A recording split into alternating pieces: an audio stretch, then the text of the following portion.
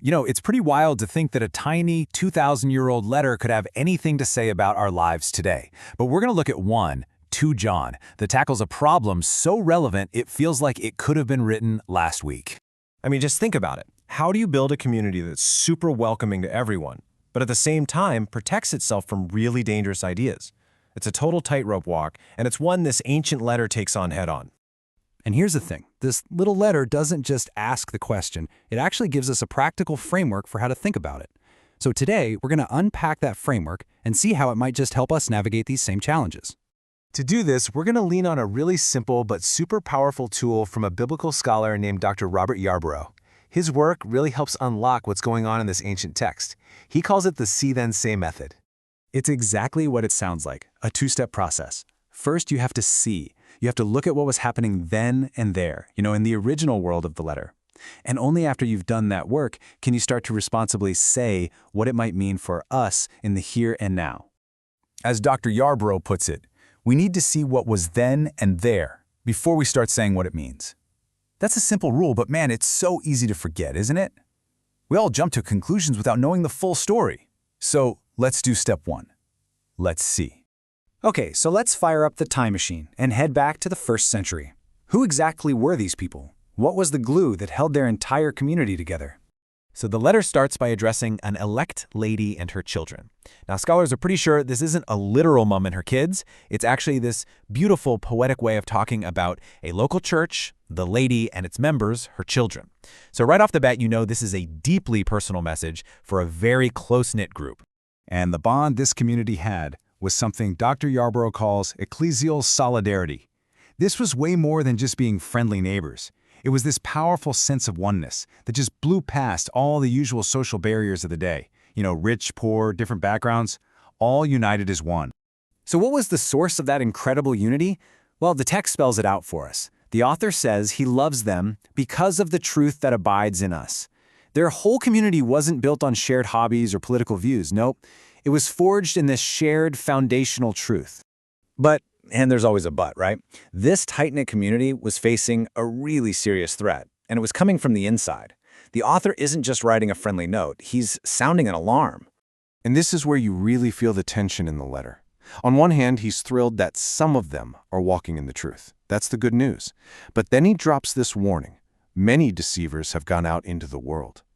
The danger wasn't some far-off threat. It was literally knocking on their door. The standard they were supposed to hold on to was the teaching of Christ. You can think of it like a big old tree with super deep roots. The wind can blow, seasons can change, but that tree stays put. That's the idea behind abiding, staying grounded in something stable and life-giving.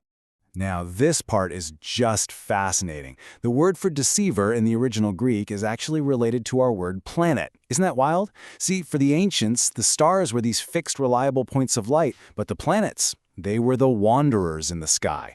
So a deceiver is someone who's unmoored, unstable, just drifting around without any fixed point.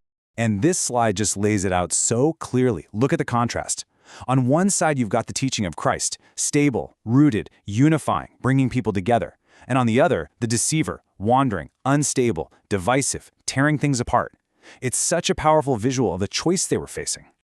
Okay, so we've seen this situation, a community built on truth, facing this dangerous wandering ideology. So now, the big question, what does the letter say they should actually do about it? How do you fight back? And this is where we get that super practical 3-part framework for walking the tightrope. It's all about living a balanced life. You need truth for the mind, what you believe. You need commandments for your actions, how you actually live. And you need love from the heart, your whole attitude. They have to work together. You can't just pick one. You need all 3 to stay standing.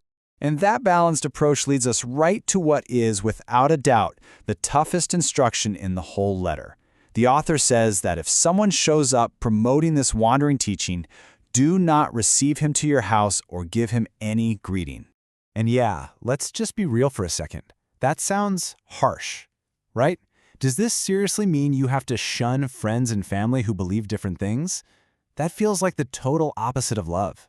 This is exactly why that see then say method is so important. Dr. Yarbrough points out that this isn't about personal relationships at all. Back then, giving a traveling teacher a place to stay and a meal was basically a public endorsement. You were bankrolling their mission. So the instruction isn't don't be friends with people who disagree with you. It's don't provide a platform, a missionary outpost, for people who are actively trying to destroy the foundation of your community. It's a huge difference. It's about who you platform, not who you love.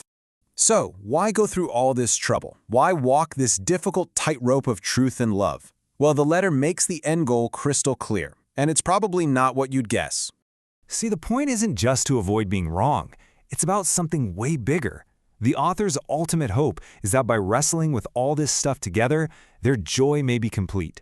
So all this hard work of discernment, it's actually the path to a deeper, more solid, and more real kind of joy. And this whole idea of full joy, it isn't just some random phrase. It's a direct echo of what Jesus himself says in the Gospel of John. He told his followers he was teaching them these difficult things specifically so their joy may be full. It's this amazing reminder that sometimes the path to real joy goes through our biggest challenges, not around them. So when you step back, this tiny, ancient letter gives us this timeless framework. It reminds us that building a real, strong community is messy. It takes this constant, difficult, but ultimately joyful balancing act between love, truth, and wisdom. And that really leaves us with a question for right here, right now. In a world that's just buzzing with voices and ideas, how do we do that? How do we practice that same difficult balance? How do we hold on to what's true while showing genuine love to everyone? That's the challenge, and maybe the invitation that 2 John leaves with us today.